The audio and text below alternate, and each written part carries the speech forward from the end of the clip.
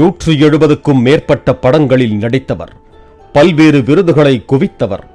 இயக்குனர், தயாரிப்பாளர், நடிகை லக்ஷ்மியின் முன்னாள் கணவர், பிலிம் சேம்பர் முன்னாள் தலைவர், போயஸ் கார்டனில் முன்னாள் முதலமைச்சர் ஜெயலலிதா வீட்டருகே ஆடம்பர பங்களாவில் வாழ்ந்தவர்.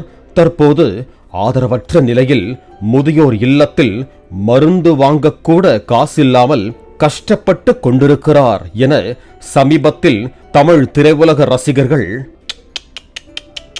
என உச் கொட்டி வைரல் ஆக்கப்பட்ட மோகன் சர்மாவின் இன்னொரு பக்கமும் வெளியாகி அத்தனையும் நடிப்பா என்கிற ரேஞ்சுக்கு சமூக வலைத்தளங்களில் ட்ரோல் செய்யப்பட்டு வருகிறது.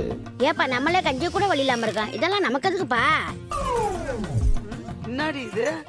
நடிகை லக்ஷ்மியை விவாகரத்து செய்த நிலையில் சாந்தி என்பவரை திருமணம் செய்து கொண்டதாக கூறியவர் சினிமாவில் பரபரப்பாக இயங்கிக் கொண்டிருந்த காலகட்டத்தில் சென்னையில் போயஸ் கார்டன் பகுதியில் எனக்கு வீடு இருந்தது. ஆனால் ஒரு கட்டத்தில் போயஸ் கார்டன் வீட்டையும் விற்றேன். உடலும் மனதும் ரொம்பவே சோர்ந்து போய்விட்டது. கையில் காசு இல்லை. நோய் நொடி என வந்தால் பக்கத்தில் இருந்து பார்க்க ஆளில்லையே. வாழ்க்கையே வெறுத்து போய்விட்டது. இந்த சூழலில்தான் ரோட்டரி கிளப் நண்பர்கள் இந்த முதியோர் இல்லத்தில் என்னை சேர்த்து விட்டார்கள். இந்த இல்லத்தில் இப்போதைக்கு தங்க இடமும் சாப்பாடும் இலவசமாக கொடுத்து விடுகிறார்கள். ஆனால் வயோதிக பிரச்சனைகளால் எடுத்துக் கொள்கிற மருந்து மாத்திரைகள் வாங்கக்கூட என்னிடம் காசு இல்லை. பிலிம் சேம்பரில் உதவி கேட்டேன் என சோகத்துடன் கூறியிருந்த நிலையில் நடிகையும் யூடியூபருமான குட்டி பத்மினி பதிலடி கொடுத்த வீடியோ வெளியாகி சமூக வலைத்தளத்தில் வைரலாகி வருகிறது. நான் ஆக்சுவலாக இதை பற்றி பேச வேண்டான் இருந்தேன். யாரை பற்றி பேசுகிறேன் கெஸ் பண்ண முடியலையா? வாங்க உள்ள போய் பார்க்கலாம். குட்டி பத்மினி கூறும் போது முழு பூசணிக்காயை சோற்றில் மறைப்பது போல பிலிம் சேம்பர் தனக்கு எந்த உதவியையும் செய்யவில்லை என அண்ட புழுகை புழுகு இருக்கிறார். ஏனென்றால் பிலிம் சேம்பரில் 9 ஆண்டுகளாக எக்ஸிகியூட்டிவ் மெம்பராக உள்ளேன். பிலிம் சேம்பரில் கடந்த ஆண்டே 2 லட்சம் ரூபாய் வாங்கியுள்ளார். அதற்கான ரசீதிலும் அவர் கையெழுத்து போட்டுள்ளார். அந்த பணம் அவரது வங்கி கணக்கிற்கு போயுள்ளது. வாங்கிவிட்டு பிலிம் சேம்பர் ஒன்றுமே கொடுக்கவில்லை என சொல்ல எப்படி சார் உங்களுக்கு மனசு வந்தது என ஆதங்கத்தோடு கேட்டிருக்கிறார். மோகன் சர்மா 3 பெண்களை திருமணம் செய்து கொண்டு அவர்களை கெடுத்துள்ளார். அவர் நல்ல மனிதரே அல்ல. அவரிடம் பணம் இல்லை என்று கூறுவதை ஏற்றுக்கொள்ளவே முடியாது. அளந்து விடுவதற்கு அளவே இல்லாமல் இவ்வளோ பொய்யா பேசுவது எனவும் கூறியுள்ளார். இது குறித்து குட்டி பத்மினி மேலும் கூறும்போது, மோகன் சர்மா ஒரு நல்ல நடிகர். அதை நான் கண்டிப்பாக ஏற்றுக்கொள்கிறேன். இல்லையென்றால் இவ்வளவு தத்ரூபமாக பேச முடியாது.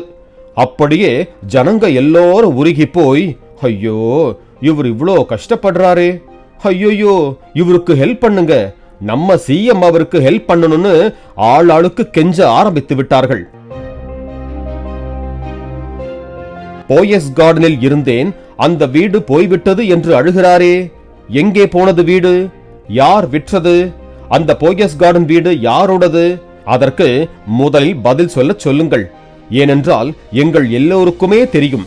5.5 லட்சம் ரூபாய் லக்ஷ்மி அக்கா போயஸ் கார்டன் வீட்டை வாங்குவதற்காக அவரை நம்பி அவர் கையில் கொடுத்தார். அந்த பிளாட்டை அவர் பெயரில் ரெஜிஸ்டர் செய்து கொண்டார். லக்ஷ்மி அக்காவை பிரிந்து அவர் வேறு ஒரு பெண்ணை திருமணம் செய்து கொண்டார். அந்த பொண்ணுக்கு பையன் இருக்கிறார். அந்த பையன் ஜெர்மனியில் நன்றாக சம்பாதித்துக் கொண்டிருக்கிறார். அவரது தாயை பிரிந்துதான் பரதநாட்டிய கலைஞர் சாந்தியை 3வது திருமணம் செய்து கொண்டார். அவருக்கு சொந்தமான வீட்டையெல்லாம் விற்று செலவு செய்து ஏமாற்றி விட்டார். இவரது துன்புறுத்தல்கள் தாங்க முடியாத சாந்தியும் விவாகரத்திற்கு விண்ணப்பித்து விட்டார் என்கிற குட்டி பத்மினி, மோகன் சர்மா முதியோர் இல்லத்தில் சேர்ந்ததற்கான மற்றொரு பின்னணியும் இருப்பதாக கூறுகிறார். போயஸ் கார்டன் வீட்டை 6 கோடி ரூபாய்க்கு விற்கப் போவதாக என்னிடமே கூறியிருந்தார்.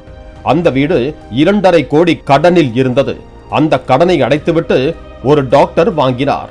ஆனால் அவருக்கு தெரியாமலேயே இன்னொரு மீடியேட்டரிடம் அதே வீட்டை விற்றுவிட்டு 2 வருடங்களாக அந்த டாக்டர் தனது போயஸ் கார்டன் வீட்டை மீட்க படாத பாடுபட்டார்.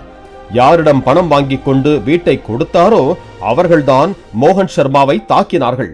அவரிடம் பணம் இல்லை என்கிற வார்த்தையை நம்ப முடியவில்லை. கடந்த வருடம் அவர் கஷ்டப்படுகிறார் என கூறியதால் கார்த்தி ஏற்பாட்டில் நடிகர் சங்கம் மூலமாக 25,000 ரூபாய் பணம் முடிப்பும் மேடையில் அவருக்கு அவார்டும் கொடுத்தார்கள். அனைவருமே உதவி செய்கிறார்கள். ஆனாலும் அவர் தொடர்ந்து தான் கஷ்டத்தில் இருப்பதாக சொல்லிக் கொண்டிருக்கிறார். 6 கோடி ரூபாய்க்கு வீட்டை விற்றுவிட்டு எதற்கு கஷ்டப்படுகிறார்? தானாகவே தடுக்கி விழுந்தால் கூட காரில் வந்து இடித்துவிட்டு போனார்கள் என சொல்வார். ஏன் முதியோர் இல்லத்தில் உட்கார்ந்திருக்கிறார் என்றால் கடன் வாங்கியவர்கள் எல்லோரும் இவரை நெருக்கிறார்கள். எங்கே கையில் இருக்கிற காசு போய்விடும் என்பதால் இப்படி டிராமா செய்கிறார். அவரை தொந்தரவு செய்தால் ஆட்டோமேட்டிக்காக மக்களோட அனுதாபம் இவருக்கு கிடைக்கும். ஆட்சியாளர்களின் அனுதாபம் கிடைக்கும். போலீஸ் இவரை தொந்தரவு செய்ய மாட்டார்கள். இதையெல்லாம் கணக்கில் எடுத்துத்தான் முதியோர் இல்லத்தில் உட்கார்ந்திருக்கிறார். முதியோர் இல்லத்தில் உட்கார்ந்திருக்கிறவரின் காலில் போட்டுள்ள செருப்பே 6,000 ரூபாய். 6,000 ரூபாய் செருப்பு வாங்கி போடும் போது முதியோர் இல்லத்திற்கு வரவேண்டிய அவசியம் என்ன? உப்பு தின்னவன் தண்ணி குடிச்சுதான் ஆகணும். என்னை பொறுத்தவரை அவர் ஒரு நல்ல மனிதர் இல்லை, உருக வேண்டிய மனிதரே அல்ல என கொட்டி தீர்த்துள்ளார். இப்படிப்பட்டவருக்கா உச் கொட்டி உருகி ஊற்றிவிட்டோம் என கழுவி ஊற்றாத குறையாய் நடிகர் மோகன் சர்மாவை நெட்டிசன்கள் வெளுத்தெடுத்து வருகிறார்கள்.